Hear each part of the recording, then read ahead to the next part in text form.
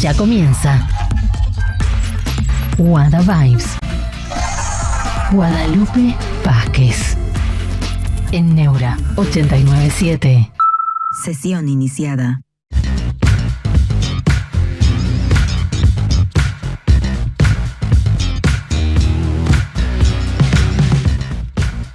Ay, ¿cómo andan? ¿Cómo andan? Acá estamos en Wada Vibes, los vamos a estar acompañando hasta las 5 de la tarde. Estamos monitoreando de cerca qué pasa con el plenario de comisiones. Se picó, bueno, se pica todo el tiempo, ¿no? En el Congreso, pero en un momento se picó, empezaron a hacer así, tipo los presos cuando tienen hambre, ¿viste? Que empiezan con los platos. Bueno, así hacían con la mesa los diputados, la verdad. Es una buena analogía, ¿no? Lo de los presos. Es una buena analogía. Yo te iba a decir jardín de infantes. No, pero... claro, no. Eran más parecidos a los presos cuando tienen hambre. Bueno, estamos siguiendo de cerca, les decía, el plenario de comisiones por la ley bases, una ley que el gobierno está esperando que salga finalmente en un clima más enrarecido de lo que estaba antes, porque se había avanzado un poco con las conversaciones, todo el trabajo que viene haciendo de cerca el ministro del Interior, Guillermo Franco, pero la realidad es que se enrareció en la última semana con la discusión de la UBA, con las respuestas del gobierno, que siempre duplica la apuesta, siempre va por más, y ahora están tratando de que finalmente tenga dictamen de comisión la ley bases y eso haga que pueda tratarse en el recinto. Bueno, se eliminó una cláusula, un artículo que tenía que ver con la privatización del Banco Nación. Eso ya lo sacaron porque eso era uno de los impedimentos para que salga la ley, así que van sacando. Esto es lo que ocurre muchas veces, ¿no? Con muchas leyes. Le pasó también a Macri con la reforma política que quería llevar a cabo, que la llevaba adelante Rogelio Frigerio, y la terminó desguazando tanto que, incluía el tema de cambiar el tema de las elecciones, el tema de las PASO, el voto electrónico, un montón de cosas, y al final terminó siendo tan chiquitita que ya no era una reforma. Bueno, ¿qué puede pasar con esto? Ya habían sacado el tema tributario, ahora están sacando la privatización del Banco Nación y bueno, por eso lo estamos siguiendo de cerca porque hay muchas cuestiones que se están contemplando en esta reunión parlamentaria. Por otro lado, hablando de quitas, bueno, la quita de subsidios, por un lado, estamos todos expectantes porque empezó a cambiar el clima, qué va a pasar con el consumo de gas ahora que empiezan a llegar los días más fríos. Y hay varias cuestiones. Por un lado, el gobierno que está demorando la quita de subsidios a las tarifas de luz y de gas a los usuarios de menores ingresos, los niveles 2 y 3, que son los de ingresos bajos y medios, que van a tener una canasta básica energética, con lo cual, a partir de esa canasta básica energética es cuando se va a determinar qué quita de subsidio les corresponde. Bueno, obviamente hay mucha expectativa con esto, porque obviamente esto va a determinar el consumo y el gasto de energía los próximos meses, algo que va obviamente a determinar muchísimo los ingresos de las familias, sobre todo las de menos ingresos. Y les decía, tiene muchas aristas, porque una de las discusiones que se viene dando, que tiene que ver con el tema de la Universidad de Buenos Aires y de lo que plantearon los rectores con esto de no dejar usar los ascensores, apagar la luz, no usar el aire, no usar la calefacción, tiene que ver también con eso, porque una de las categorías que se quitó cuando asumió Milei tiene que ver con la de grandes usuarios que tenían un subsidio, en el caso de los entes públicos y las universidades, tenían subsidio energético. Al quitar esa categoría, lo que hace es que justamente universidades como la Universidad de Buenos Aires no tengan subsidio a la energía.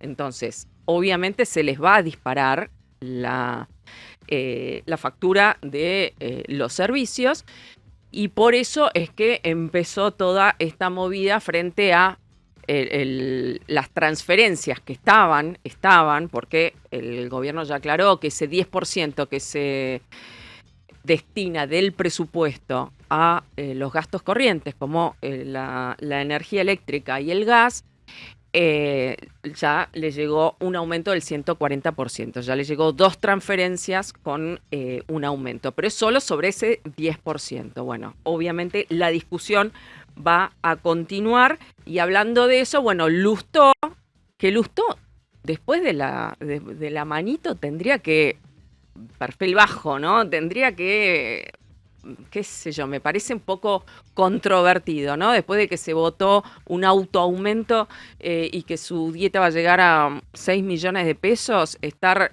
llorando por los fondos para la universidad.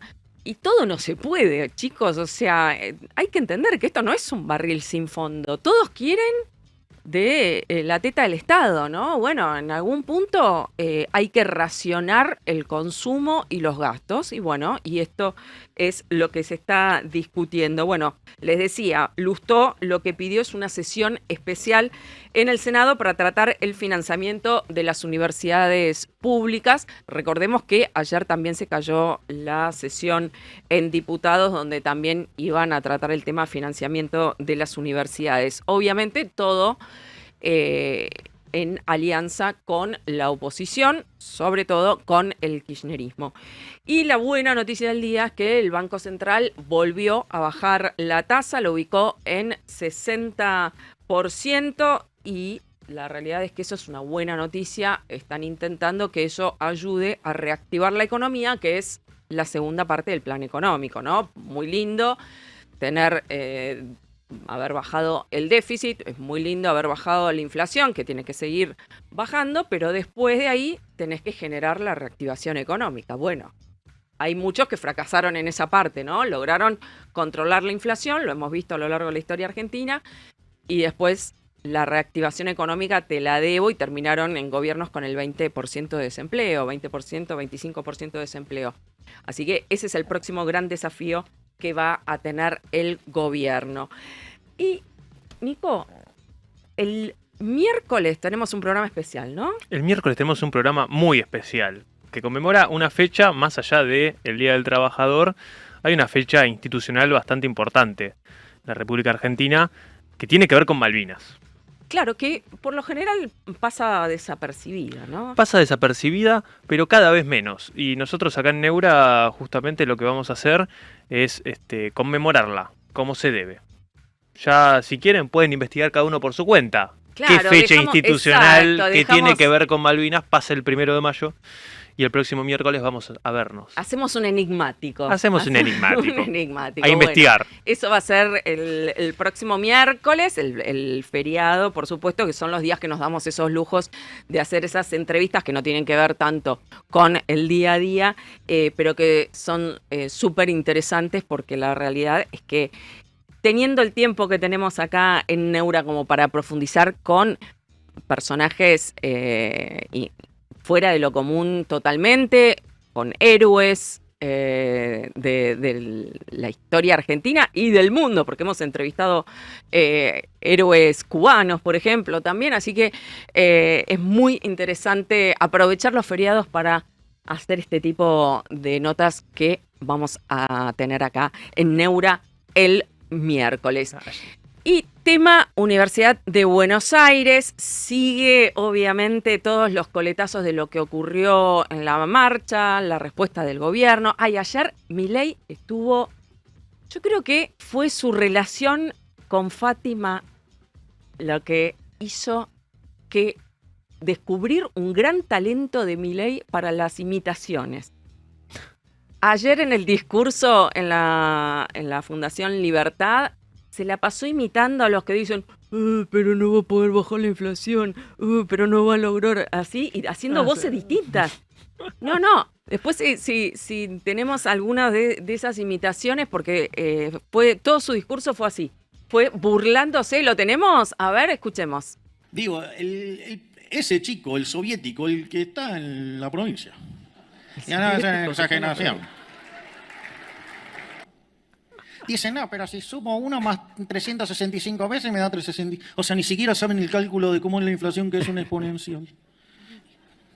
Estaba irónico. Bueno, así estuvo todo el discurso, imitando a todo el mundo.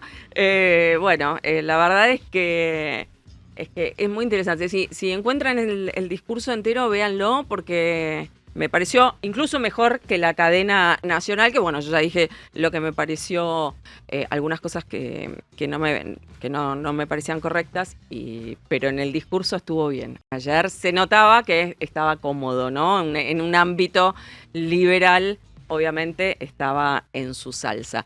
Bueno, les decía, tema Universidad de Buenos Aires, vamos a seguir rompiendo las bolas, perdón mi francés, con el tema de la universidad, porque esto no termina acá, se tienen que reunir la semana que viene y siguen en pie de guerra los rectores de las universidades, que recordemos, el tema no es solo la Universidad de Buenos Aires, sino también todas las universidades públicas. Y para eso estamos con Luciana Vázquez, ¿Qué tal, Guadalupe? que no es familiar. ¿Cómo estás? ¿Cómo están? Que es especialista, es una de las periodistas que más sabe de educación. Bueno. Siempre te admiré, Luciana, la verdad es que aparte sos muy clara, siempre explicando todo. Lo que se está discutiendo es el cierre de las universidades, porque el gobierno en ningún momento dijo que se iban a cerrar las universidades. Algunos pudieron haber interpretado que congelarles las transferencias es una forma de presionarlos para que no puedan funcionar. Pero ¿hay una idea de parte del gobierno de cerrar la UBA, por ejemplo?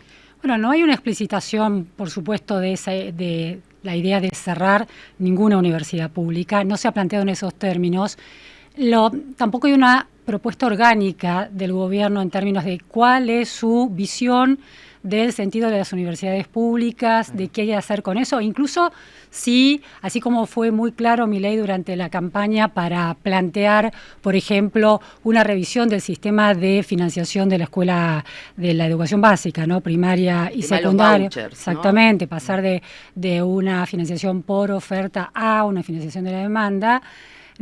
Esa discusión no se ha dado, ni siquiera una discusión con un caballito de batalla clásico de quienes resisten el gasto educativo universitario, que es, por ejemplo, el arancelamiento. No se ha dado de una manera tan consistente. Ahora, lo que sí se ha dado del gobierno son dos cosas. Un ajuste que, por supuesto, impacta en las universidades, como está impactando en otras áreas del presupuesto nacional, y sí una sistemática confrontación del presidente Milei en términos discursivos con la universidad, por ejemplo, en relación al adoctrinamiento o, por ejemplo, en relación al sesgo ideológico de las carreras de ciencias económicas, puntualmente de la Universidad de Buenos Aires, porque no incluyen, por ejemplo, a la escuela austríaca, ¿no? Entonces, en ese sentido, hay una confrontación muy abierta de Milei, básicamente generalizando episodios de adoctrinamiento o episodios de sesgos muy marcados que tienen algunas instituciones o algunas facultades, como si fuera una regla del sistema educativo, del sistema universitario público. Eso es lo que uno puede ver en el panorama. Que no lo es, digamos. ¿Qué cosa? Sí, el tema del adoctrinamiento. Sí, hay hechos de adoctrinamiento, sí. hay cátedras. Escuela de periodismo de la Universidad de La Plata, por ejemplo. Claro, que le da el premio, ¿no? Claro, se libertad de expresión a Chávez, por ejemplo. Sí, y que además excluía otras líneas de pensamiento, otras maneras de plantear el periodismo. Entonces, sí, se pueden señalar problemas puntuales, pero no hay un plan sistemático de adoctrinamiento desde el Consejo Interuniversitario, ni del Consejo de Rectores, ni de las universidades en sí mismas. Claro. ¿no? Universidades nacionales, ¿cuántas son? 65 más o menos. 65, de las cuales ahí se incluyen, ¿son 50 las que creó el kirchnerismo? No, el kirchnerismo creó 20, 19. Ah. Sí, 19, la mayor parte de ellas en el conurbano. No todas el kirchnerismo, porque el kirchnerismo, cuando se hace el repaso de las universidades del conurbano, se confunden las que creó Menem. Menem creó 6 universidades en el conurbano. Las universidades de mayor trayectoria, la Universidad de San Martín, de La Matanza, de Lanús, General Sarmiento, Quilmes, estoy olvidando alguna otra, creo que Almirante Brown, fueron creadas por el menemismo. Cristina suma 3 y después las otras del kirchnerismo se van sumando en distintas gestiones. Y esa es el tema de la batalla cultural, es una de las aristas, digamos, de esta embestida del gobierno contra las universidades. Y la otra tiene que ver con poner sobre el debate, poner en el foco de la opinión pública, más allá de los eslogans, ¿no? Esto de la universidad pública como motor del ascenso y la movilidad social, que fue algo que sí se dio en una época en otra Argentina, década del 40, década del 50, pero que ahora no necesariamente estaría ocurriendo. ¿Qué es lo que está pasando con las clases más bajas? ¿Qué porcentaje de gente de clase baja accede efectivamente a la universidad y cuánto de todo ese gran presupuesto va a las clases bajas y cuál va a financiar la educación de gente que sí puede pagar la educación? Bueno, ahí está todo ese gran debate de los principios rectores de la comunidad universitaria que tienen que ver con la gratuidad y el ingreso irrestricto, ¿no? La idea de universalizar el derecho a la educación universitaria, ¿no? Desde la reforma del 18 en adelante. Y hay algo muy interesante de la mecánica social de la Argentina, es que ha montado su idea de progreso social con eje en la posibilidad de todos los sectores, desde los más populares hasta, bueno, por supuesto los más altos, a la universidad. Ahora, ese sueño que es parte del mito argentino, de la autopercepción de la Argentina como un país de oportunidades, es bastante discutible en términos de datos. En el presente, si uno toma quintiles de ingreso es los 5 o 20% divididos desde el más pobre, el quintil 1, al más rico, por nivel de ingreso, ¿no? Al más rico, que es el quintil 5. En la Argentina, de acuerdo con datos del CEDLA, que es una institución de la Facultad de Ciencias Económicas de La Plata, muy sólida en términos estadísticos y elaborados, cito todas estas cosas porque como es una discusión tan... Tal cual, datos. Esto es dato puro y duro. Martín de Simón es un especialista en educación del Banco Mundial, es argentino, es una persona, ahora está trabajando en África con el Banco Mundial, muy interesante, y ha elaborado estos datos. Hay distintas elaboraciones, algunos, pero todos más o menos comparten la conclusión general. En la Argentina, de acuerdo puntualmente con estos datos, en la Argentina el quintil de menores ingresos, el 20%, en ese 20% más pobre de todos, ¿quiénes están generalmente en la universidad? Los chicos jóvenes entre 18 y 24 años, ¿no? Entonces, cuando uno hace este cálculo, uno dice, bueno, de todos esos jóvenes de entre 18 y 24 años, que sería buenísimo que estén en la universidad, que deberían estar por su edad en la universidad, de esos chicos, los más pobres de todos, ¿cuántos efectivamente están en la universidad? En el sistema terciario, que esto es universidad con las instituciones de educación superior no universitaria, las tecnicaturas, los institutos de formación docente, ese tipo de instituciones, que no son secundarias, son terciarias, pero no universitarias. Bueno, en la Argentina los jóvenes más pobres están, solo el 26% de los jóvenes más pobres está allí. Y del quintil de más altos ingresos, de esos jóvenes está el 71%. ¿No? En la universidad pública. En la universidad, en el sistema terciario, sumando al público, privado, todo. Okay. Pero, ¿por qué es representativo de la universidad pública? Porque el 80% de los alumnos universitarios van a la universidad pública, ¿no? Entonces, claro, de ese porcentaje que estás mencionando, que es abrumadoramente mayoritario, en las clases altas, el 80% de las clases altas va a la universidad pública. No, el 80%, lo que estoy diciendo es que de la cantidad de estudiantes que hay en la Argentina, tanto en la universidad pública como en la privada, el 80% va a la universidad pública. Claro. ¿No? Entonces, exacto.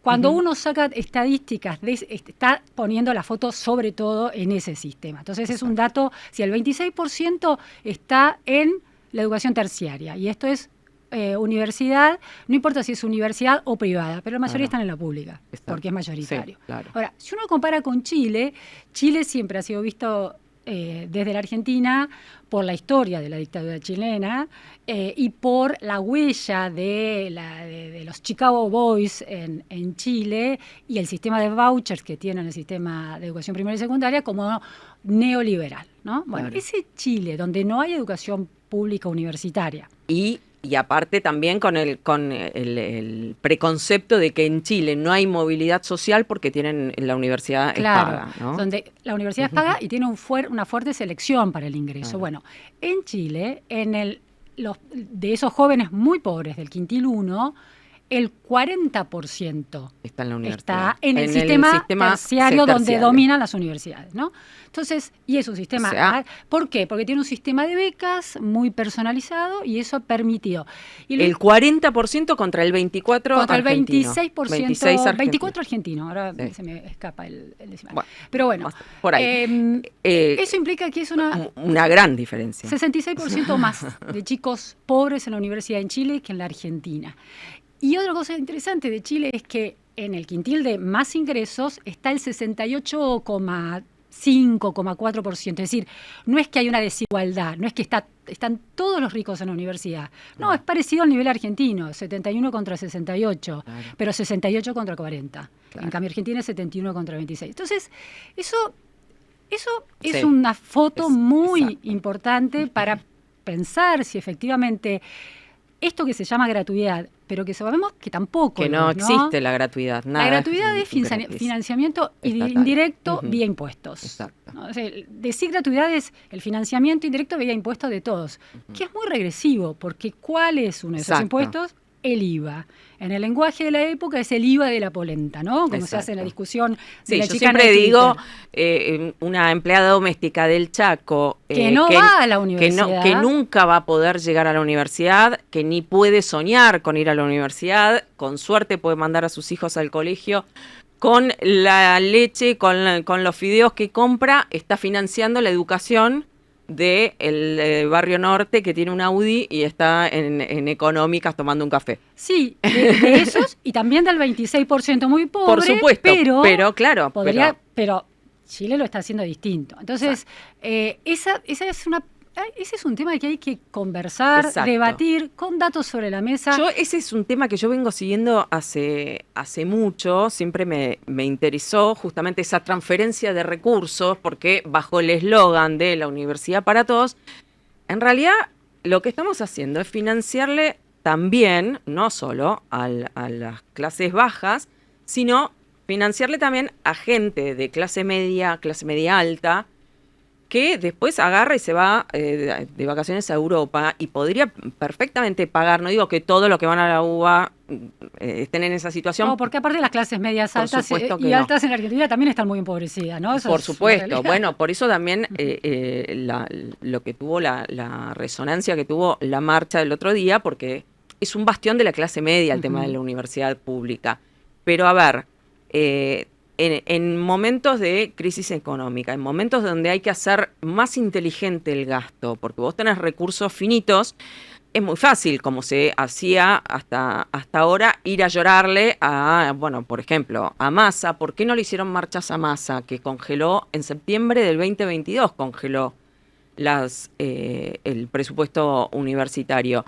Porque le iban a llorar en una reunión, se reunían los rectores con Massa y les hacía una transferencia totalmente discrecional de 1.000 millones, de 1.500. Y entonces, bueno, discrecional porque aparte todo lo que está por fuera del presupuesto no se rinden cuentas. Yo tengo otros datos igual respecto de esa foto de 2022-2023. Hubo actualización del presupuesto en 2022 con una proyección del presupuesto general de la Administración Pública, incluido por supuesto el presupuesto educativo, aprobación del presupuesto 2023, con una proyección de inflación muy por debajo de la que planteaban el REM, las consultoras privadas, etc. Bueno, que es una forma de subestimar Pero hay algo interesante también, el Guadalupe, presupuesto. en ese presupuesto 2023. El gasto educativo 2023, en el último gobierno de Fernández, sube en términos reales, un 5,4%. Nunca cayó, nunca se retrajo, nunca hubo ajuste de presupuesto educativo. Hubo ajuste de presupuesto nacional general en promedio en 10 puntos. Cayó 10 puntos el presupuesto total. Pero el presupuesto educativo subió creció 5. 5,4 en términos reales. No nominales, o sea, no Claro. por Sí, actualización no por inflacionaria, inflación, sino exacto. subió por encima de inflación en promedio. Solamente estuvo todo el tiempo estuvo arriba, excepto en los meses de marzo y mayo, en el que no estuvo por debajo de la inflación, sino nominalmente equiparado respecto de 2022. Entonces, y además, como cayó el presupuesto general en 10 puntos, eso implica que como la torta cayó y el presupuesto educativo aumentó, fue mayor su participación en el presupuesto general. Ahí los cálculos que está planteando el gobierno yo no entiendo cómo los arma porque no son muy sostenibles. No, porque de hecho creo que fue el propio Milei, ¿no? Que difundió un gráfico en donde hasta incluso le da como que aumentó el presupuesto. ¿Quién? Milei. Claro, por eso yo no entiendo cómo hacen ese cálculo. Bueno, observando los números, ¿no? Cuando vos tenés que hacer más inteligente justamente el gasto, que es algo que creo que es el centro de la discusión. Ustedes ahora se van a tener que sentar y ajustarse. A ver, ¿cuántos militantes tienen contratados en las universidades? Ayer estaba hablando con alguien que trabaja en política, asesor de prensa, de diversos funcionarios. Por ejemplo, me dice, no, pero es re común que si, por ejemplo, trabajas en el gobierno de la ciudad, es muy común que el contrato te lo hacen a través de la Universidad de Buenos Aires. La Universidad de Lomas de Zamora, por ejemplo, hay jugadores de fútbol del Club Temperley que cobran a través de la Universidad de Lomas de Zamora. Todo ese desvío de fondos, todo ese tipo de no solo de gasto superfluo y de corrupción, corramos eso, ¿no? Pensemos en hacer más inteligente el gasto. ¿Se discutió alguna vez? Viene discutiéndose porque hay denuncias judiciales, ¿no? Se han discutido, es histórico. Yo me acuerdo en 2015 la Procelaki hizo una denuncia contra dirigentes de la Universidad de Buenos Aires. No llegan a nada, muchas de ellas, pero es una discusión. La izquierda plantea acusaciones, a veces sin demasiado dato, es decir, es un poco frustrante porque no se llega nunca a nada. Pero es una discusión que está presente, sobre todo en la Universidad de Buenos Aires, ¿no? Es la más grande del país, 380.000 estudiantes. ¿Y cuánto de ese presupuesto, ese aumento, lo escuchaba a Jacobiti que decía $1.200 por año se gasta en promedio por alumno? ¿Pero cuánto de eso le llega al alumno? Bueno, primero que ese cálculo, hay 10.000 versiones distintas de ese cálculo. Bueno. Es algo que hay que seguir trabajando. No podría yo decir en este momento cuál es el cálculo que está más sólido. Porque, bueno, perdóname, ahí Fede dice, Guada, los decanos de las facultades de la UBA tienen chofer. Bueno, el propio Jacobiti tiene chofer. Hace muchísimo, es histórico eso. Es histórico. Bueno, por ejemplo, muchachos, ¿qué tal si empezamos por eliminar los choferes, no? Sí.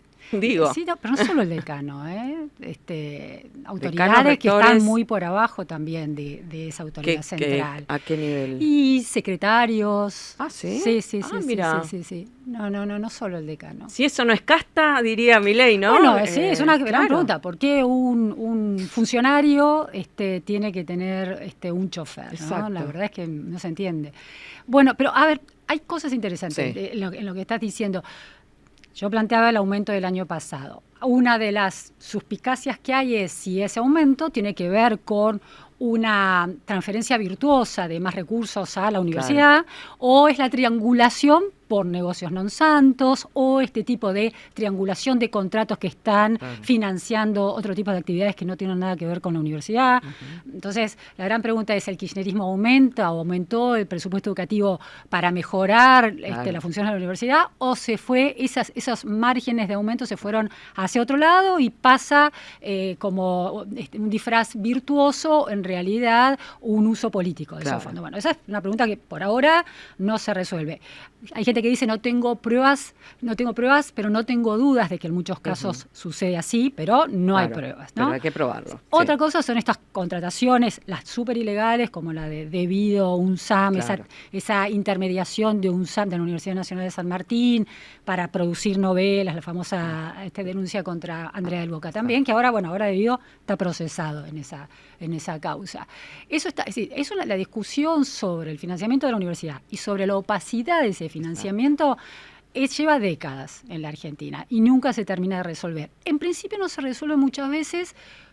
Yo la última vez me acuerdo cuando llega Cambiemos al poder, porque la universidad reacciona muy fuertemente y bloquea esa voluntad de cambio, ¿no? En ese momento era Esteban Bullrich, el ministro de Educación, lo pone a Juan Cruz Ávila, el secretario de Políticas Universitarias, no era la mejor decisión, ¿no? Era una persona ajena, sin trayectoria en la universidad, sin trayectoria como funcionario y como alumno hacía muy poco se había recibido, creo 2011, entonces tiene que desandar ese camino. Entonces dejan un poco, bueno, es como un mundo casi como un poder, como un quinto, sexto poder en la Argentina, claro, ¿no? El Poder Judicial, el Poder Legislativo, el Poder Ejecutivo, el cuarto poder que es la prensa y el quinto, exacto, y aparte los sindicatos. Entonces, claro, la autonomía y la autarquía le han dado un escudo, una independencia, ¿no?, muy fuerte. Entonces, si eso sirve para bloquear transformaciones, es una pena, claro, digamos, porque estos números de las desigualdades dentro de la Universidad de Buenos Aires y de la poca representación de los pobres en la universidad es un interrogante muy importante, digamos. Entonces, plantear abiertamente esto. Exacto. Entonces, cuando se produce una marcha defendiendo la gratuidad, lo que se está produciendo es una marcha defendiendo la financiación vía impuestos, sobre todo para clases medias altas, clases altas, ¿no? Entonces, hay que poner esos datos sobre la mesa con honestidad intelectual. Exacto. Y volver a pensar un poco el sistema. Porque además no es una foto actual, es una película. Yo contaba que para defender y para argumentar con el cariño que cualquier graduado de la universidad pública le tiene yo soy una graduada de la Universidad Pública de la Universidad de La Plata, mi hijo va a la Universidad Pública, va a la Universidad de Buenos Aires, o sea, creo sí, claro, no es que estás en contra. No, es un mundo que da intercambio con Exacto. los diferentes, que da contacto con profesores de formación impecable y que da una experiencia con la calle, con la colimba. Es un bootcamp. Claro, tenés que sobrevivir. Exacto. Y se sobrevive creciendo, siendo un adulto. Exacto. El mundo de la universidad privada es un mundo mucho más contenido, que sigue una lógica casi de escuela privada, sí, ¿no? Claro, de alguna manera es menos, permite menos el vuelo autonómico de la persona, ¿no? Los contiene más, les ordena más el día. Las universidades públicas, las masivas sobre todo. Sí, arreglate. Te sueltan ahí. Y ese es un problema también. Y anda a averiguar qué hora cursás, dónde. Y es un problema también porque los que vienen con menos capital, menos apoyo de la casa, menos esfuerzo, también, claro, desalienta, ¿no? Claro. También. Entonces, lo interesante y lo paradójico es que que creemos en la movilidad social vía la universidad, pero ese mito no se cumplió nunca en la Argentina. Claro. Y voy a dar el ejemplo del Premio Nobel de Medicina, de Química, Milstein fue de Medicina, creo, sí, de Medicina, César Milstein. Se recibe de la Universidad de Buenos Aires en 1952. En 1952, del total de los chicos que tenían que estar en la escuela secundaria, ¿no? Hay una edad obligatoria para estar en la escuela secundaria. Solo estaba el 26%. Y de esos que se recibían, los poquitos que se recibían, muy pocos iban a la universidad. Es decir, que la universidad, esa excelencia que logra un premio Nobel, es porque había mucha calidad universitaria. Exacto. En una universidad popular, o es porque era muy restrictiva y estaban aquellos claro. con más ganas de estar ahí, con Exacto. más posibilidades de estar ahí, con más capital cultural. Bueno, ese es otro punto, ¿no? El ingreso irrestricto, que también sos el anticristo, si lo cuestionás, casi que sos un nazi, pero la realidad es que se recibe solo el 30% de los que ingresan. Sí, esa cifra también es... No, está bien, hay muchas comparaciones, pero... debo tener el número por acá porque no tengo todos los números en la cabeza, aunque tengo unos cuantos, claro. Pero bueno, en algún lado pero no es un tema, porque la realidad es que eso se traduce en despilfarro de recursos, porque si vos estás invirtiendo recursos en educar a una persona que no está muy entusiasmada, que va a ver, que se cambia de carrera, que después al segundo año... largo, vos estuviste 2 años financiando la educación de una persona que no sirvió de nada. Chile el 59% de tasa de graduación y Argentina el 31%. Pero ¿cuál es el problema? Argentina es un poco incomparable con los países de la región porque, por ejemplo, en la Universidad de Buenos Aires, que es la que tiene más peso en la estadística por el volumen que tiene el CBC. Y el CBC es, aunque la universidad no lo plantea... Claro, es un filtro. Es un gran filtro. Mitad de los estudiantes no puede avanzar después del CBC. Entonces, en términos de decís, bueno, no hay examen de ingreso, Chile los que no entran después del examen de ingreso no quedan dentro de la estadística. En Claro. cambio, en la Claro. Universidad Argentina Sí, quedan por ese primer año claro, entran en entonces la estadística. no es del todo Claro. comparable, no es del todo justo Claro. usar esa comparación.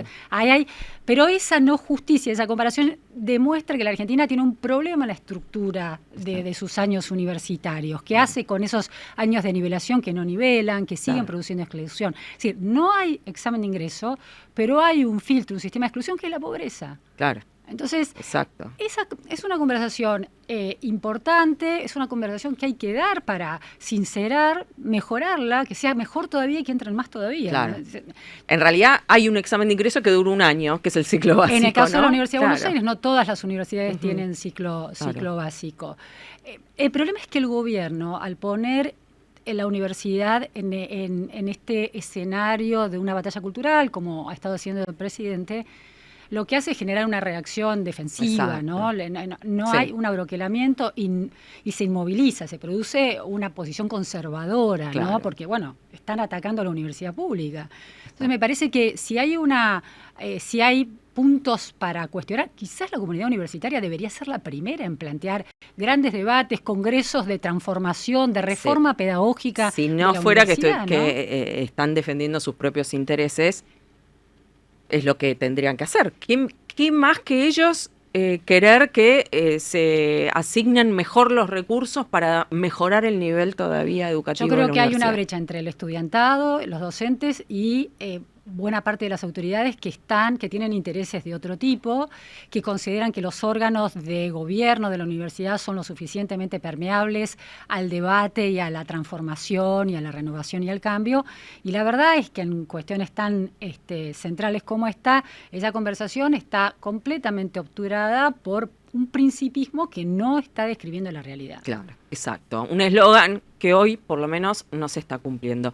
Muchísimas gracias. Muchas Luciana. gracias, muchas gracias a vos. Bueno, vieron, dato mata relato, ¿no? Es así con los números, acá explicando las cosas que se tendrían que estar debatiendo, ¿no? No, si quieren cerrar la universidad o no quieren cerrar la universidad. Esto es lo que se está debatiendo. Y a esto se están oponiendo los rectores de las universidades. Hacemos una pausa y ya seguimos con más Wada Vibes. Escucha Wada Vibes en Neura 897. Vibra con Wada.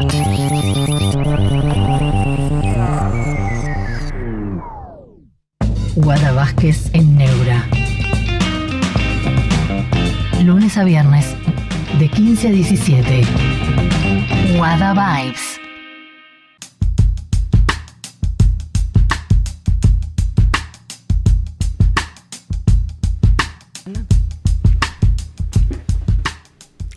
Seguimos en Wada Vibes, mucha gente conectada, mucha gente comentando. Recuerden siempre todas nuestras plataformas en YouTube, en Twitch, en Twitter, en TikTok, en Instagram, en, no sé, Facebook también, ¿no? Sigue existiendo Facebook también. Y también nos comentan lo que quieran siempre, no se zarpen, que ustedes son medios zarpados. Al 11 38 25 31 90 es nuestro WhatsApp. Ahí también nos dejan sus mensajes y también les mandamos un beso grande a los que nos están escuchando por FM 89.7.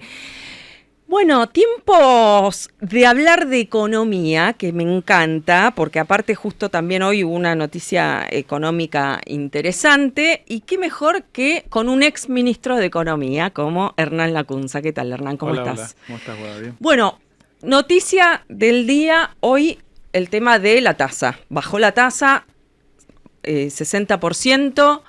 ¿Cómo ves cómo viene por lo menos hasta ahora el plan económico? El plan económico en general, creo que hoy, que es el día 140, estamos mejor que el día 1, porque si no, hoy me estarías preguntando si la inflación anual va a ser de 3 o de 4 dígitos, que eso es lo que había dejado Alberto y Massa. Claro. Así que no hay que perder esa perspectiva. Siempre, digamos, el gobierno abordó de entrada con mucha energía los riesgos de hiperinflación, de corralito, que hoy parecen lejanos, no eran fantasmas nada más a fines del gobierno anterior. Así que eso, digamos, toda la agenda de mercado cambiario, política fiscal, conseguir equilibrio con un ajuste muy severo y bastante, algo rudimentario, pero bueno, eficaz, te diría que estamos mejor. Lo de la tasa negativa, bueno, está bien mientras tenga cepo, está bien, vas licuando exceso de pesos. El cepo es una normalidad, entonces tiene un montón de anormalidades asociadas que en una economía normal no se puede tener. Claro. Entonces esa tasa negativa, que es castigar al que ahorra en pesos, porque es eso, bueno, puede servir para la fase inicial de un plan de estabilización, para limpiar, digamos, los pesos que te había emitido el gobierno anterior, que eran inflacionarios, hasta un punto donde un día tenés que hacer el clic y cambiar, y entonces empezar a defender el ahorro en pesos. Me parece que estamos en la etapa previa todavía. Hay que tener cuidado, no abusar de eso, no pasarse de largo, porque digamos, en un momento todo plan de estabilización después se basa en que el peso valga, en que el peso se recomponga, se recupere, aumente la demanda, entonces vos puedas comprar reservas y que no sea inflacionario. Eso del lado monetario, pero ¿qué pasa con la economía, con reactivar la economía si tenés una tasa muy alta? O sea, también el gobierno debe estar pensando en, bueno, enfrío la economía, pero no tanto de manera que ya empiecen, o sea, los últimos datos de actividad económica, de actividad industrial, de construcción, son todas caídas estrepitosas. Sí. La contracara de esos 4 meses donde te digo, bueno, hay cierta normalización monetaria, cambiaria, fiscal, es un derrumbe productivo muy importante, el que vos decís, construcción 20%, el producto como 6%, o sea, todo el producto agregado, el consumo 10%, bueno, depende del sector, claro, es heterogéneo, pero sí una caída muy aguda porque, bueno, el salario real también se derrumbó.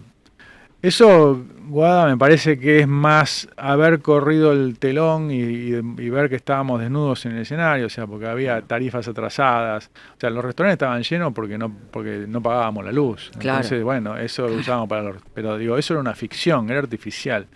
Entonces, esa recesión de este primer trimestre te diría que está más asociada a la herencia que al plan de este gobierno. Y era inexorable, porque lo otro era artificial, de plan platita. No creo que hoy bajar la tasa sea demasiado reactivante. No hay nada más reactivador que bajar la inflación. O sea, que mostrar un sendero de recuperación del salario real y terminar con el ajuste de precios relativos, que esto hoy no sabemos bien cuánto cuesta la luz, el gas, bueno, la energía, el transporte, el dólar. Cuando eso esté más claro, que espero que estamos en el medio del proceso, viste que hay idas y vueltas, yo la prepaga. Entonces, cuando eso esté más claro, puede volver la inversión, y cuando el salario real le gane a la inflación, puede volver el consumo. Por ahora no se ve. La tasa hoy me parece que está más asociada a licuar pesos que a reactivar, ¿no? ¿Y qué pasa con esa segunda parte del plan, no? Porque hemos visto históricamente en Argentina que hubo otros gobiernos que lograron bajar la inflación con la receta clásica de enfriar la economía, y después esa segunda parte del plan, que es lograr esa reactivación, no la lograron y terminaron con tasas de desempleo muy altas. Ahora ya algunos están hablando de que quizás el rebote no va a ser en B corta, sino que va a ser una pipa. ¿Vos cómo ves eso? ¿Cómo viene ese segundo desafío, ¿no? La inflación está bajando, por lo menos lo que se ve. Todavía falta el impacto fuerte del aumento de las tarifas, que calculo que va a ser la inflación de los próximos 2-3 meses. Y después, ¿qué pasa con la reactivación de la actividad económica? Sí, empiezo por el final. La inflación se desaceleró de 25 en diciembre, 20, 13, 11 en el primer trimestre.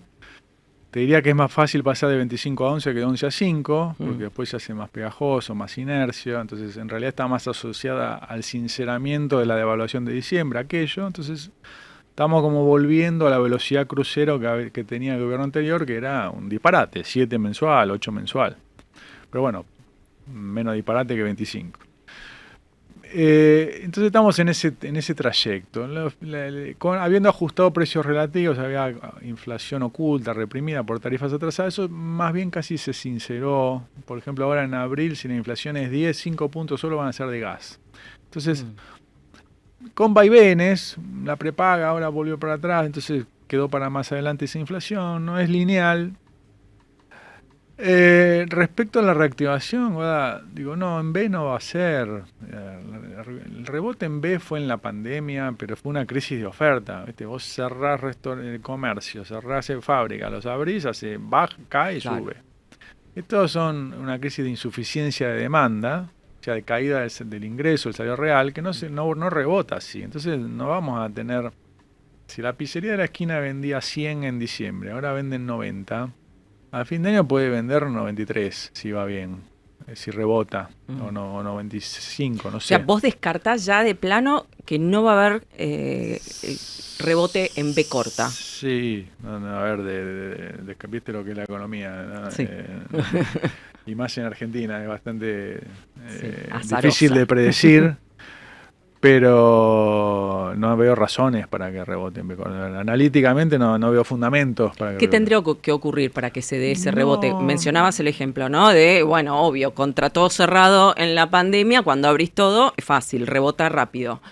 Pero en un contexto como el actual. No, para el rebote rápido no hay razones. O sea, por eso te digo que es muy poco probable, digamos, salvo algo que no veamos. Que sea un shock que suba el precio de la soja, que se duplique el precio de nuestras exportaciones, pero no va a pasar.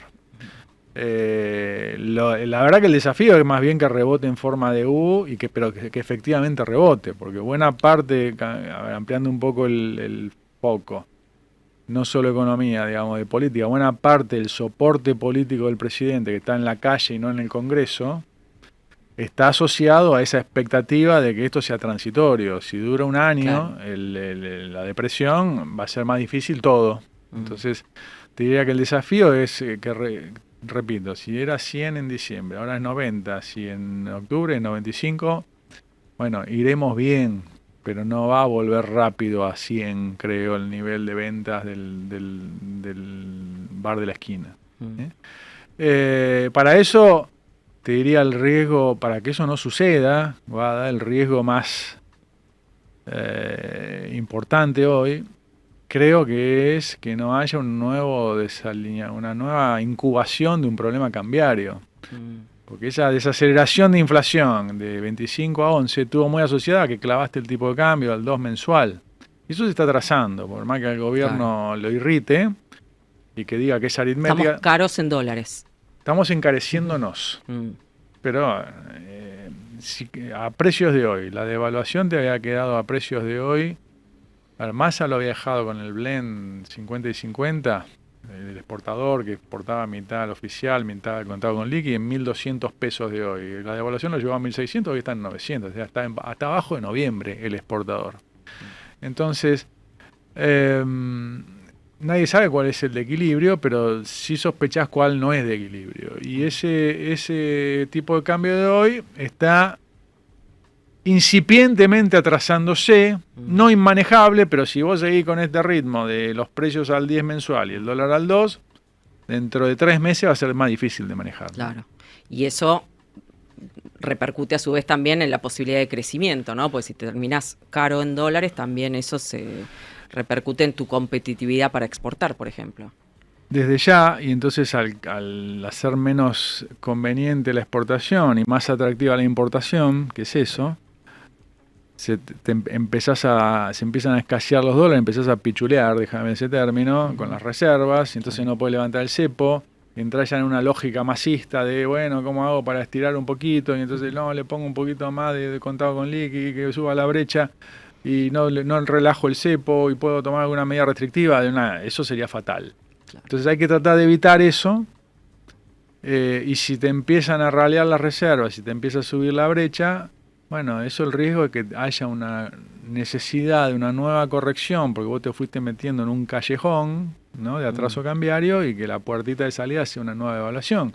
Claro. Que es como resetear el modelo y empezar de nuevo, y entonces ya lo que decíamos, el rebote en U pero asociado a una mejora del salario real y podría ponerse en riesgo. Entonces, eso lo que hay que, no digo que vaya a pasar inexorablemente, pero hay que tomar las medidas para que no pase. Claro. ¿Qué pasa con el cepo? Que ya lo mencionaste varias veces, el gobierno en un momento se mostró optimista, con decir, no, bueno, antes de fin de año lo vamos a poder levantar. ¿Qué condiciones se tienen que dar para que el gobierno pueda levantar el cepo y que eso no tenga consecuencias negativas, ¿no? Sí, el cepo es una normalidad, así que tratar de levantarlo lo antes posible, pero como todo torniquete, para aflojarlo vos tenés que bajar la presión arterial, porque si no te desangrás. Por eso está el cepo. Entonces, ¿qué condiciones tiene que haber? Tiene que haber pocos pesos, tiene que haber muchos dólares y tiene que haber una tasa de cambio entre esos pocos pesos y esos muchos dólares razonable que a la gente, a los ahorristas y a los consumidores y a los inversores les invite a quedarse en pesos. O sea, que comprar dólares sea relativamente caro y que quedarse con pesos tenga premio. Eso es una tasa de cambio competitiva, que es lo que hablábamos hace un ratito del tipo de cambio, y una tasa de interés positiva, que es lo que hablamos, la primera pregunta que me hiciste. Entonces, la tasa negativa esta que la bajan puede ser transitoria y bueno, sirve para licuar excedente de pesos, o sea, para bajar la cantidad de pesos, pero cuando vos que levantás el cepo, tenés que premiar al que se queda en pesos. Entonces, bueno, va lento eso, más lento de lo que se esperaba. Se puede empezar a testear, porque, por ejemplo, podés acortar el plazo de liquidación de importaciones, que hoy está bastante extendido en 4 meses, liberar, hay utilidades retenidas, o sea, hay muchos mecanismos para ir aflojando el cepo y ver cómo reacciona. Claro. Con prudencia, ¿no? Porque no puedes hacer experimentos, ¿viste? Y entonces levantás un cepo y el dólar se va a 2.000 y la pobreza se te va a 60. Entonces, no, con prudencia, pero bueno, tenés que ir normalizando, que vamos lento ahí, ¿no? Si no estuviera el cepo, ¿el dólar se dispararía hoy con las variables que tenemos? No sabemos, a ver, sería más alto que hoy, porque el cepo lo que hace es contener la demanda, reprimir la demanda. Incluso te diría que el dólar que se presume libre, el contado con liqui o el MEP, tampoco son libres. Hay un montón de restricciones. Las empresas no pueden comprar, muchas empresas no pueden comprar el contado con liqui. Entonces, hay una demanda ahí potencial reprimida. Bueno, si vos levantás todas las restricciones, esa demanda por ir a dólares se ejerce y entonces te sube el tipo de cambio. No me animo a decir un precio, pero sí sería más alto que hoy, ¿no? Y eso explica en parte el por qué está quieto el dólar. Explica, por qué se está en este nivel, sí. ¿Por qué bajó la brecha? Bueno, porque el programa del gobierno que hizo mucho hincapié y que creo que está bien concebido mirá, no puedo gastar más de lo que ingresa. Entonces eso me va a permitir retirar, no darle a la maquinita. Entonces eso me va a permitir secuencialmente, ¿no? Levantar el cepo y recuperar el crédito. Bueno, estamos entre el paso 1 y el 2. Eso de no gastar más de lo que ingresa, lo que dijo el presidente el otro día. No emitir más peso, que lo están haciendo. Falta para el 3 y el 4 levantar el cepo y recuperar el crédito. Pero estos 2 primeros pasos es lo que permitió bajar la brecha, porque el ahorrista o el inversor sabe, bueno, no están emitiendo pesos, no va a haber pesos que alimenten en el futuro la compra adicional de dólares. Entonces baja la brecha, o sea, el dólar contado con liqui, el libre de hace 4 meses, tenía la expectativa de que iba a seguir el festival de emisión, ¿no? Claro. Hoy por hoy no es negocio, ¿no? ¿Tener dólares o sigue siendo? Pues es que, viste que hay un axioma, bueno, no sé si es un axioma, una creencia popular que acuñó un ministro de Economía a principios de los 80, lo contrario, digamos, dijo, el que apuesta al dólar pierde, y de ahí todos tenemos en la cabeza que el que apuesta al dólar gana. Claro. Pues es que en general no es así. En general no es así. Durante mucho más tiempo, el que apuesta al dólar pierde, porque se va lo que está pasando ahora, por ejemplo, en los últimos 3 meses, el que apostó al dólar perdió. Lo que pasa es que pierde un poquito por día, entonces eso no sale en el diario. Y va acumulando, se va atrasando el dólar, y entonces va acumulando presión, y entonces un día salta. Y salta en la tapa del diario. Porque salta 30%. Claro, entonces que baje 1% o 5% por mes no sale. Claro. Ahora 30% en un día Es como, sí. como el que juega en el casino, ¿no? Claro. Que siempre cuenta cuando gana, pero no cuando pierde. Exactamente. Entonces, nos queda en la memoria colectiva, Claro. no, bueno, había que tener Claro. dólares. No, bueno, había que tener dólares ese día. Claro. Pero durante los 90 días previos perdiste. Así que, bueno, obviamente que, digamos, si conviene tener dólares, bueno, depende cuánto tenga, depende de tu familia, tu edad, pero bueno, lo mejor es que sea indiferente tener dólares o pesos. Claro. Eso es una economía normal, digamos. Claro, eso sería el objetivo. Esa es la Difícil, competencia ¿no? de monedas. Claro. ¿Y qué pasó con eso? Bueno, no sé La si... dolarización, la sí. competencia de monedas. Bueno, como decíamos el año pasado, ahora el gobierno medio cancherea y te dice, bueno, y los que dijeron que iban a valer tanto porque si íbamos a dolarizar, mirá, no dolarizaron. Claro. Tenían razón los que decían que no Que no se iba a poder. se iba a poder. Entonces yo cancherearía... No lo descartan todavía, No, ellos no, por lo menos no lo pero sinceran. me refiero hasta acá, yo cancherearía menos, porque Claro. en realidad, Claro. en realidad tenían razón los que decían que no. Claro.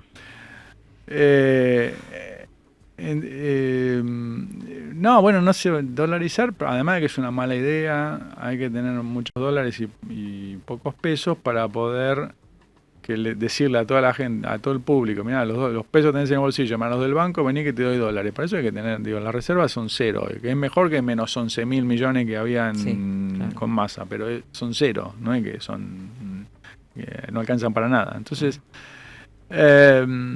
dolarizar no. Ahora hace un par de meses con la competencia de monedas. La competencia de monedas es ser un país normal. Competencia de monedas quiere decir que convivan y que vos, Guada, tengas Sí. pesos para comprar dólares, para comprar reales, para comprar euros, como en Uruguay, como en Perú, como en Colombia. Eso es competencia de monedas. Hoy el peso y el dólar ya compiten. Hay un mercado. Gana el dólar 1000-1. Claro. ¿Ok? Entonces, la cuestión es que, y con un solo arco, porque comprar dólares está limitado. Entonces, la cuestión es que pueda jugar con dos arcos y que el que quiere dólares compre dólares, el que quiere pesos se quede en pesos porque tiene una tasa positiva, entonces el plazo fijo rinde. Y ese sería el puerto exitoso de llegada de un plan de estabilización y de normalización. Así que bueno, enhorabuena que sea competencia de monedas. Para eso hay que consolidar el equilibrio fiscal, mostrar que no tiene que dar a la maquinita para financiar al fisco, levantar el cepo y recuperar el crédito. Y ahí vamos a tener competencia. Vamos a hacer, no Dinamarca o Francia, vamos a hacer Uruguay, Chile o Perú, donde la moneda local convive con las extranjeras. ¿Qué mencionás el mensaje del presidente, la cadena nacional? ¿Qué te pareció? Bueno, a ver, informativamente poco, porque bueno, por lo menos por ahí estoy sesgado, porque yo ya conozco esos números. Si tiene un valor público es, bueno, reafirmar la convicción del gobierno, del presidente, en que ese es el primer paso de innegociable, porque el déficit lo pagan los pobres. ¿Sí? Cuando hay déficit, ¿viste? Cuando dicen no, que las cuentas cierren con la gente adentro. Claro. La gente que de afuera cuando las cuentas no cierran, porque hay inflación o default ¿sí? Entonces, o devaluación. Entonces, eso es el equilibrio fiscal como primer paso para que baje la inflación, que la pagan los pobres. ¿No? Así que es lo más progresista que podés hacer, el equilibrio fiscal. Entonces me pareció que, bueno, tiene el valor público eso de reafirmar lo que dice en sus discursos, bueno, ponerlo en números en una cadena nacional. Tiene ese valor de la convicción en ese primer paso de un proceso de normalización. Poco más de esa cadena, Guada, porque falta todo lo otro que sigue, que es a qué régimen monetario vamos, a qué régimen cambiario, vamos a hacer flotación. Pero bueno, todo plan es secuencial, ¿no? ¿Y ese superávit es real o es un superávit logrado no solo porque bajó la emisión, bajó el gasto, sino también porque se aplazaron gastos, como por ejemplo la obra pública? Mira, es real sí es, porque no, salvo que me sorprenda negativamente, los números son los verdaderos. Quizás la pregunta es si es permanente o transitorio. Claro, ¿no? es sostenible. Es sostenible, exactamente. Porque hay recortes que uno puede decir que son más permanentes, eso es la típica la motosierra, que uno dice, bueno, son dolorosos, obra pública. Pero bueno, cuando tenés que atender primero la comida de tus hijos y bueno, el arreglo del baño puede esperar, eso es la obra pública. O las transferencias a provincias, bueno, las transferencias al consorcio pueden esperar también. Claro. Ahora, y eso es la motosierra, que uno puede asumir, aún con costo, que eso es más permanente. Ahora hay otras cosas que son lo que llaman licuadora, que es más transitorio, porque la baja de jubilaciones, la baja de salarios, la baja de planes sociales, eso es, no es sostenible, porque no podés bajar todo el tiempo las jubilaciones.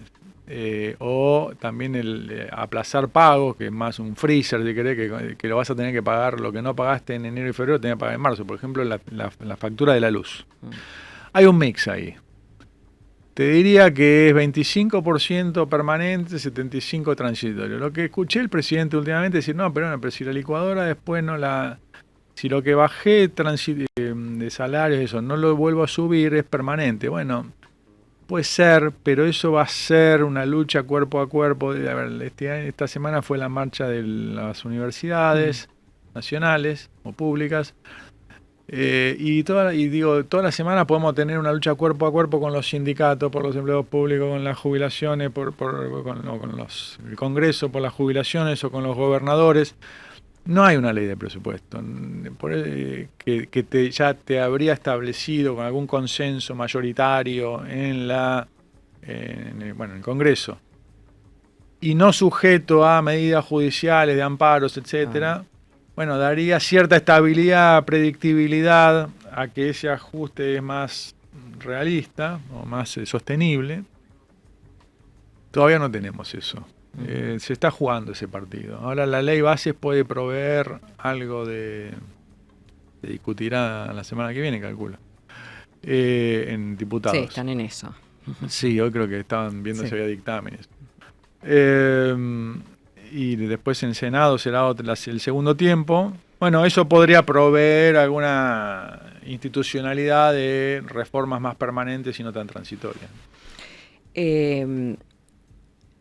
Mencionás motosierra o licuadora. Ayer en la Fundación Libertad se reía en Milei, decían, me decían licuadora, pero no es más motosierra que licuadora.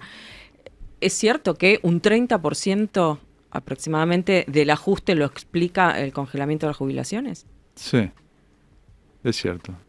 Congelamiento, bueno, digamos, bajó con Alberto y lo que hizo este gobierno es bajó mucho con Alberto las jubilaciones y lo que hizo este gobierno es desde ese nivel, de febrero en adelante, darle la inflación. O sea, quedó ahí abajo, pero no pierde más. Eso es lo que hizo. Sí, es cierto. Un 30%, un poquito más también, son 35, ponele, son jubilaciones.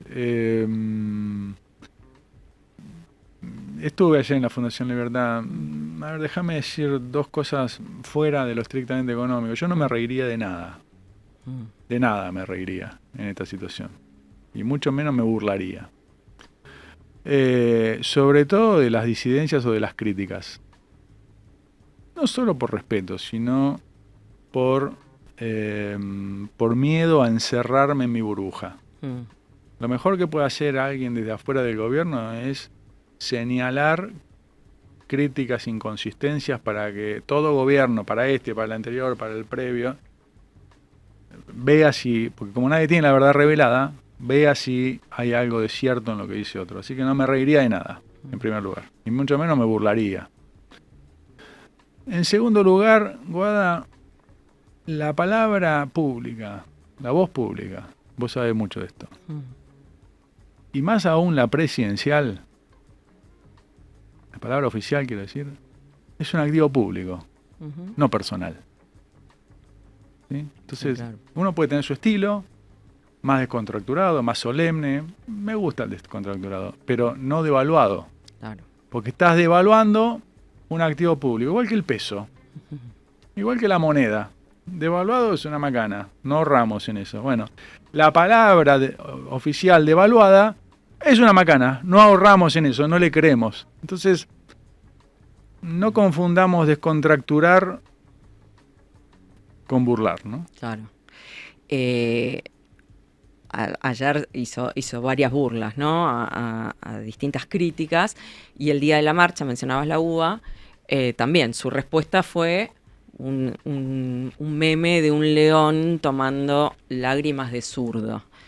¿Qué opinas del tema del reclamo de la Universidad de Buenos Aires? Bueno, en realidad de las universidades públicas.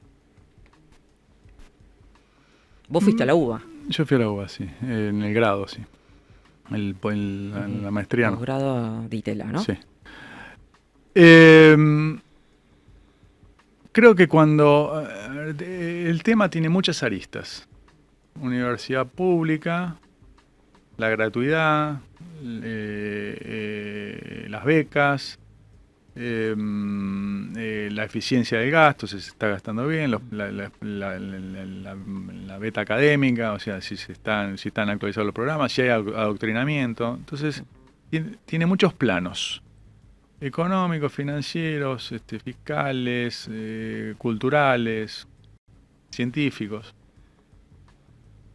Cuando se trata de subsumir todos esos planos en una única consigna, que es universidad pública, sí o no, en general estás tratando de esconder los otros 9. ¿Mm? Entonces, no te puede, a ver, ¿qué opino de la marcha? Te tengo que dar 10 respuestas. Claro. ¿La universidad pública? Sí, sin duda. Ahora, ¿se gasta bien? Me parece que no. Tenés que mostrar, con el dinero público. Si tengo un peso adicional, ¿se lo pongo a la universidad o al primario? ¿Dónde rinde más? Esa digo, porque como el dinero es Claro. escaso, el público muy escaso, y digo, está hoy financiado por inflación que pagan los pobres más, tenés que demostrar, yo soy la UBA o la de Córdoba o cualquiera, o la de La Plata o cualquiera, tengo que demostrar que le saco el jugo a cada peso. Claro. Y es auditoría, sí, pero qué duda, ¿viste? Dinero público, interna y externa. Y si puede venir el mejor auditor del mundo y del exterior, mejor. ¿Sí? Porque estás demostrando que ese dinero está bien invertido. Y por supuesto que tiene un retorno social altísimo, porque vos formás gente, hay razones de equidad, es verdad que si acá hay chicos que si no a una universidad privada no pueden ir. Bueno, bequémoslos, para todos igual. Mirá todos los planos que hablemos en 20 segundos. Entonces, la marcha se subsume, claro, no puede ser una marcha por 10 temas porque se confunde, pero el debate profundo excede la marcha. Claro. Que tampoco ayuda al gobierno cuando ataca también así tan generalista a la universidad pública y la acusa de adoctrinamiento. Yo fui a la UBA, nada más plural que la UBA. Y mis hijos fueron a la UBA, pues yo fui La a hacer... escuela austríaca dice Milei que no le enseñan. No es cierto eso, pero... A vos no te enseñaron la escuela austríaca. Sí, pero hace 30 años, ponele que haya cambiado. Mis hijos acaban de recibir los dos en la UBA. Y les enseñaron todo, yo lo vi, los veo, los escucho. Entonces, puede ser que haya un profesor, mal profesor, que adoctrine, qué sé yo, que trate de llevar agua para su molino político. Hay política, por supuesto, no hay más. En la universidad hay ideas políticas. Es sano. Lo que no es sano es el adoctrinamiento. Puede ser que hay un mal, pero por cada mal profesor hay 9 buenos. Entonces, no existe obviamente la pureza. Pero cuando el gobierno ataca así, tan ferozmente, lo que hace es unir, o sea, van a la marcha desde, qué sé yo, desde Moyano, Kicillof, Lustó, y profesores, eminencias académicas. Decir, bueno, algo hice mal para que tantas voluntades heterogéneas se manifiesten en el mismo sentido, ¿no? Claro. Lo que se plantea, lo que están planteando los rectores de la UBA y lo que trataron de instalar es que sí se audita, pero cuando uno va y mira, la última auditoría se hizo unas en 10 años y solo sobre una sola facultad. Ahí también hay un problema del sistema. Desde ya. Y además, nadie va a poder romper la universidad o de financiarla, porque bueno, fíjate lo que pasa. Y digamos, a Dios gracias, a Dios gracias. Hay mecanismos institucionales preventivos que no puede venir cualquiera y romper 100 y pico de años de universidad. Bueno, López Murphy, ¿no? Lo pagó con pero no lo quería romper, que con lo quería. su cargo queriendo bajar 0,6%. Sí, por eso. ¿no? Era el Y gasto después, en educación. después al año siguiente vino un gasto mucho peor, Exacto. que fue con el colapso, y nadie dijo nada. Entonces, no, nadie va. Digo, lo mejor que uno puede. El que más daño le hace a una institución como la universidad pública es el que abusa de ella. Ujú. Porque después le da. Pero esto es el mismo razonamiento, cabe para la UBA, para el Banco Nación o para Telam. Ujú. O para la televisión pública, es lo mismo. O sea, cuando vos abusás y le metés partidarios y haces política partidaria en la UBA, en Telam o en el Banco Nación, no estás defendiendo la institución, la estás erosionando, Exacto. la estás horadando. Ujú. Entonces, bueno, después se queda frágil, porque la estás haciendo porosa. Entonces, yo no soy, pero si fuera autoridad institucional de la universidad pública, publicaría todo. Claro. Cuanto más transparente, más fuerte. Exacto. ¿Me quieren hacer auditoría? Yo hice háganme 50. ¿Sí? Y está todo acá, y ahora animate. Mm. Bueno, eso suponiendo que están todos limpios, ¿no? Bueno, entonces si no, Claro. pero también sé que vos has investigado el tema, Ujú. porque te he visto en la tele, las universidades, no solo la UBA, contrataban empleados públicos. Había una parte del gasto público que como no había presupuesto oficial, Bueno, sí.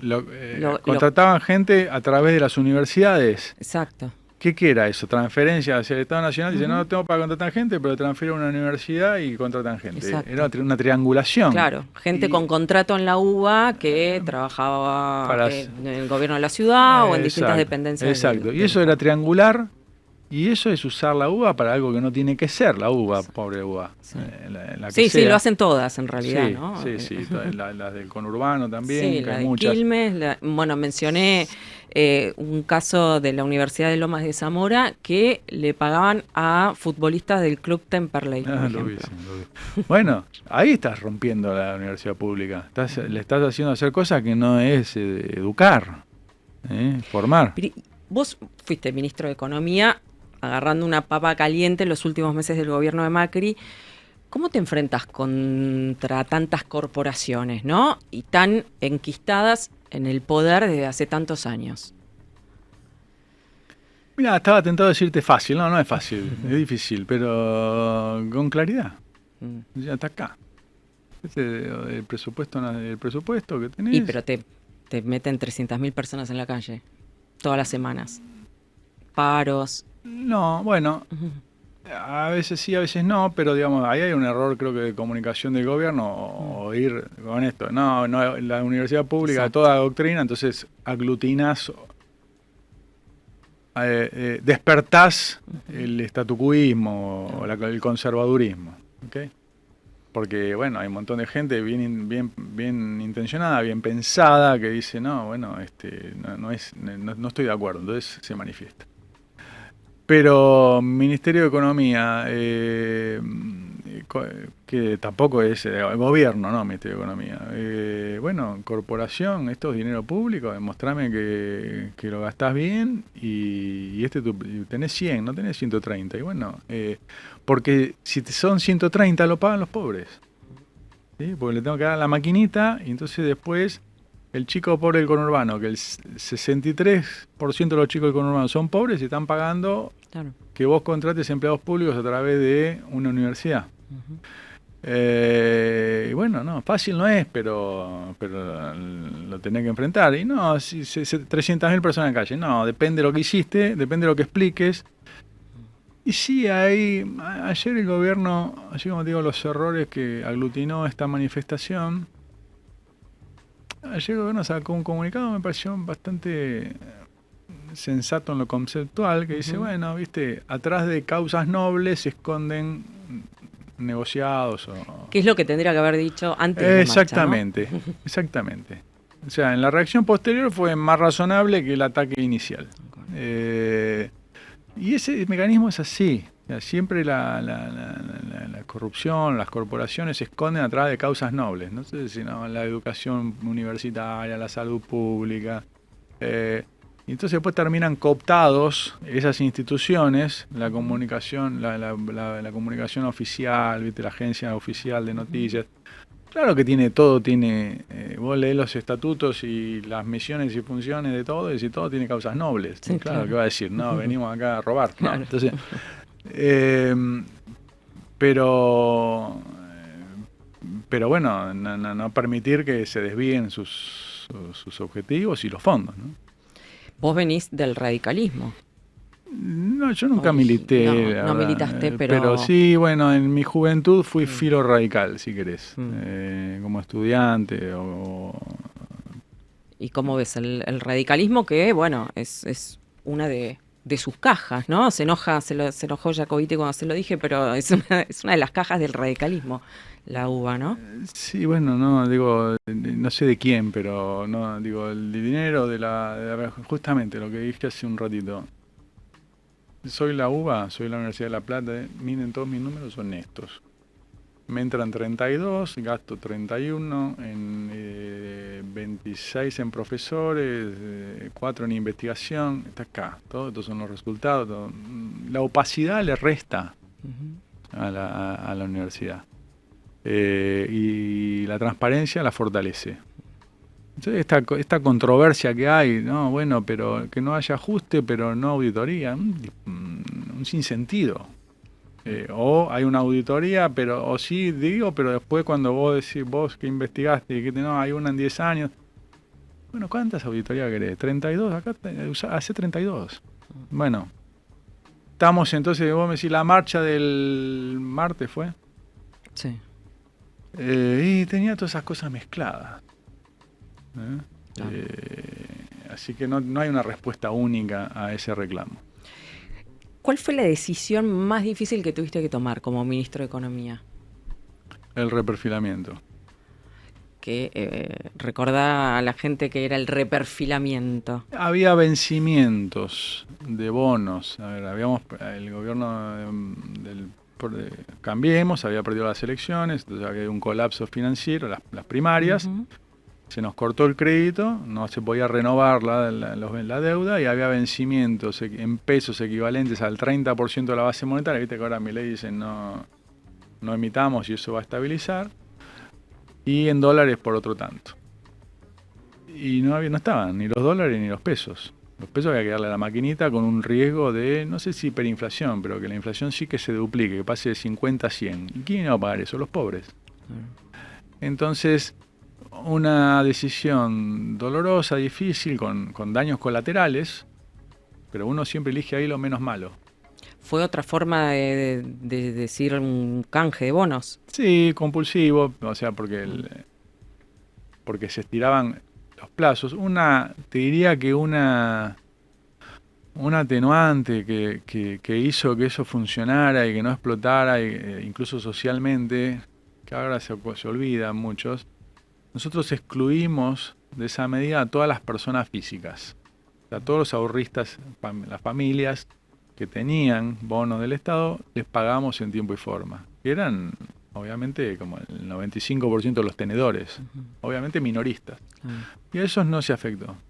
Pero, ¿por qué digo que era la más difícil? Porque vos, ahí en esas circunstancias, que repito, habíamos perdido la elección, Alberto había ganado por 16 puntos, era casi un presidente virtual anticipado. Venía diciendo que iba a desconocer la deuda, que lo que hizo después. Que iba a hacer un festival de emisión, que le iba a dar a los jubilados, que les mintió. Bueno, todo eso era inestable, fuente de inestabilidad. Entonces había que elegir lo menos malo. Entonces lo peor era la hiperinflación. Claro. ¿Hubo riesgo de hiperinflación Sí, en ese pero momento? sí, yo te digo, con ese contexto de demanda de dinero tan inestable, o sea que nadie quería pesos, si yo emito el 30% del circulante en un mes, anda a buscar la inflación, ¿no? Entonces es irse como Alfonsín. O el otro era el del corralito, porque había pocas reservas para muchas demandas de bonistas, de ahorristas o de tenedores de pesos. Entonces para lo último era el cepo. Ahora para los ahorristas había que poner un corralito. Eso era el fin, era irse como de la Rúa. No solo para el gobierno saliente, sino para el país. Imagínate el riesgo institucional para ese momento y para lo que seguía, ¿no? Entonces, ordenar los males del peor, hiperinflación, el segundo peor, corralito, el tercer peor, Mauricio me pidió, con razón, que no haya otra ronda devaluatoria y inflacionaria, porque lo pagan los pobres, la inflación ya era 50, que no se vaya a 100. Y cuarto, el default. Entonces, para evitar el default generalizado, se hizo esa medida de reperfilamiento, que es una cosa más puntual a tenedores locales, no del exterior, que tiene otros riesgos legales, Claro. y protegiendo a las familias. Bueno, pero eso no quiere decir que haya sido una decisión fácil, ni que no haya tenido daños colaterales, pero era la menos mala. Claro. ¿Tuvieron miedo en ese momento, en la pospaso, de terminar como de la Rúa? Sí. Sí. E inclusive, viste que este mes Marcos presentó un Sí, el libro. Y el otro día di una clase en San Andrés con María Eugenia, que da un curso de profesora en San Andrés, y me pidió que la acompañara en una clase. Entonces ahí obviamente son clases sobre políticas públicas, o el mismo Marcos, y entonces claro, uno cuando escucha refresca esos momentos. Y había mucha gente, Marcos lo contó públicamente, por eso lo cuento, que muchos sectores de poder, incluso el sector privado, lo llamaban para que el gobierno terminara antes, que era lo mejor, la pacificación, bueno, qué sé yo, argumentos por ahí bien intencionados, pero institucionalmente... O sea, el círculo rojo. Sí, institucionalmente muy dramáticos, entonces que entregara... No habíamos perdido la elección, habíamos perdido las PASO. Las PASO, O sea, que sí. ni siquiera era legal. Claro. Y eso también está, ¿viste? Como te O sea, listé los que riesgos. los llamen para pedirles que entreguen el poder es que los presionaron Sí. para que entreguen el poder anticipadamente. Sí. Y viste que reciente listé de peor a menos peor los males, la hiperinflación, el corralito. Había un riesgo extra económico superior, que era la institucionalidad, era un gobierno que no terminara. El último que había terminado gobierno no peronista había sido el de Alvear, en 1928.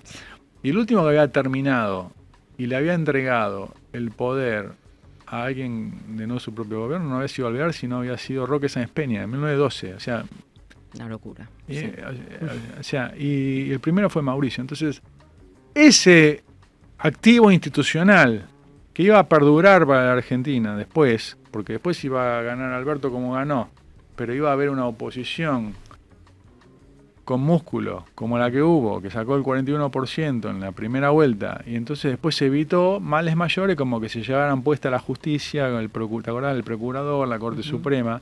Bueno, todo eso también estaba en juego en esos meses, porque si nos íbamos en helicóptero por una crisis cambiaria o hiperinflacionaria, no sacás 41, sacás 12. Claro. Y entonces el país es otro. El país era de ellos, ¿no? O sea que el club del helicóptero, hasta ahora se creía que era la oposición, fue también el círculo rojo. Sí, pero siempre es así. Siempre es así. Siempre digo, la dirigencia pública, la dirigencia política, bueno, es la que tenemos. A veces soñamos con tener, me incluyo, claro, dirigentes políticos escandinavos, pero no salen de ese sector. Entonces, muchas veces la dirigencia privada no es de mejor calidad, sino que se hace... Sí, tiene todos los vicios, ¿no? Tiene los mismos vicios, claro. y también se hace a veces defensivamente miope, porque no es oportunista, porque piensa, bueno, esto, digo, por ejemplo, cuando invierte, no, bueno, pero esto va a durar 3 años, entonces invierto, me quiero ir rápido, necesito una tasa de retorno altísima y que sea líquido como para irme. Entonces, claro, solamente se concretan proyectos de alto retorno y no más de más largo plazo. Y bueno, entonces después contribuye a esos ciclos cortos de Argentina, donde la miopía privada más la inestabilidad pública nos lleva a 40 años de retroceso o más. Pero yo, para situar un punto político en la recuperación de la democracia. ¿Macri pensaba que lo iba a apoyar más el Círculo Rojo? No sé, le deberías preguntar a Mauricio. Sí puedo invocar públicamente lo que él dice, digamos, esta actitud donde sí estaban todos muy a favor, muy deseosos y ambiciosos o demandantes de reformas profundas, pero él siempre lo ejemplifica, pero la mía está, como decían, que todos compitan menos yo. Claro.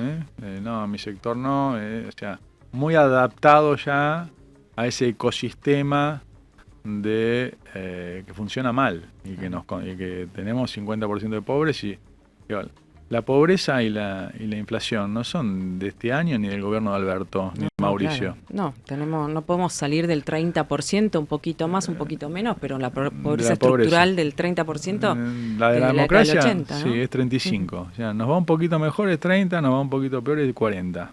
Ahora debe estar como en 50. Y la inflación es 70 anual. Ahora es 200, pero el promedio de los 40 años de democracia, 41, es casi 41, es 70. Entonces no es que es un mal de este ciclo. Claro.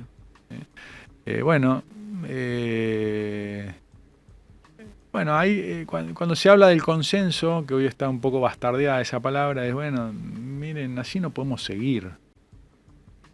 Ejecutivo, Congreso, gobernadores, sindicatos, empresarios. Porque así no podemos seguir. Y si seguimos así, bueno, entonces la inflación va a seguir siendo 70 anual. ¿Fue un error el gradualismo? No, porque eso es con el diario del lunes es fácil decirlo.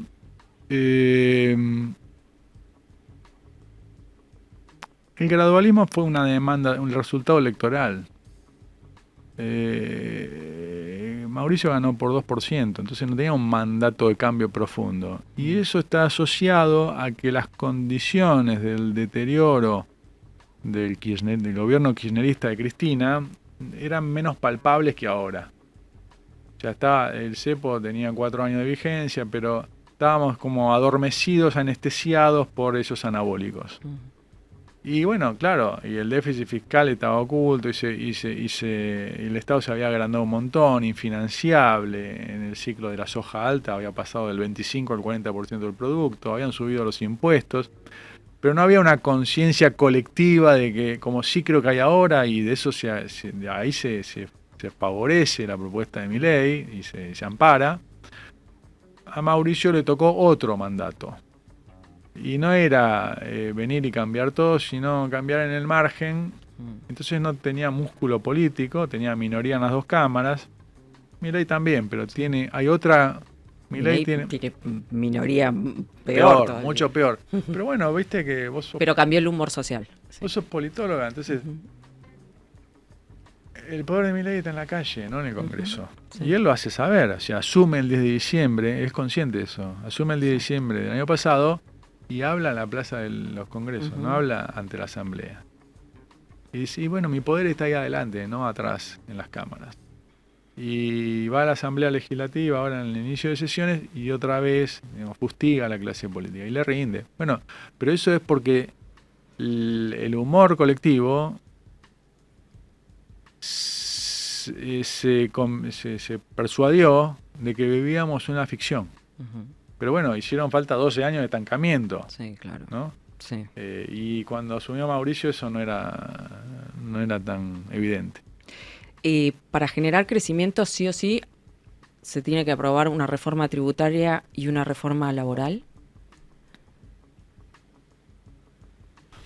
Ahora estamos en la fase de estabilización. Esas son las medidas macro, que es el equilibrio fiscal, no darle a la maquinita y normalizar el cepo, levantar el cepo. Estamos a mitad de camino de eso. Y eso es para dar estabilidad. Sin estabilidad no hay crecimiento. Entonces lo que vos decís es crecimiento. Sí puede haber rebote, que es lo que hablábamos antes, en la B o la U.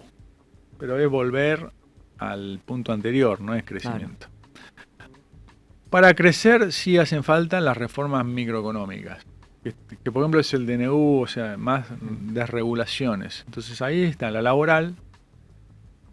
Porque si no haces la laboral no va a crear empleo privado, porque si, bueno, hay un proyecto ahora, pero contratar gente tiene que ser menos riesgoso, o sea, menos riesgo contingente de despido y más barato de contratar. Entonces, periodo de prueba, reforma tributaria, claro, porque tenemos un montón de impuestos horribles, anticompetitivos, antiexportador, ingresos brutos, porque son muchos invisibles. Entonces, bueno, invisibles no quiere decir que no existan, quiere decir que no se ven. Entonces, bueno, hacer algo más sano, no bajar ganancias, bajar impuestos, ingresos brutos o impuestos al trabajo. Claro. Una economía abierta, o sea, con acuerdos comerciales, que compitamos con el mundo. Tenemos acuerdos comerciales solo con el 9% del PBI mundial. México tiene con el 90%, Chile también. Bueno, también vencer, viste que hablábamos de la dirigencia privada, no es que todos compitan menos yo. Mira, mostremos nuestra competitividad ante el mundo. La energía, la minería, bueno, fuentes de divisas. Eso, para crecer hace falta eso. Para volver a crecer van a hacer falta esas reformas estructurales. La previsional, también la federal, la ley de coparticipación, o un pacto fiscal federal. El pacto de mayo. Pasa que el pacto de mayo, viste que se anunció el 1 de marzo y después no hablamos más. Sí. Faltan, para el 25 de mayo faltan 20 días. Sí, y parece lejísimo. 30, sí. Muchísimas gracias, Hernán. Un gusto, placer. Como siempre. Un placer. Bueno, nos vemos mañana con más Guadavais acá por Neura. Chau, que tengan una gran tarde. Guadalupe Vázquez. Mirá Guadavibes en twitch.tv/Neuramedia.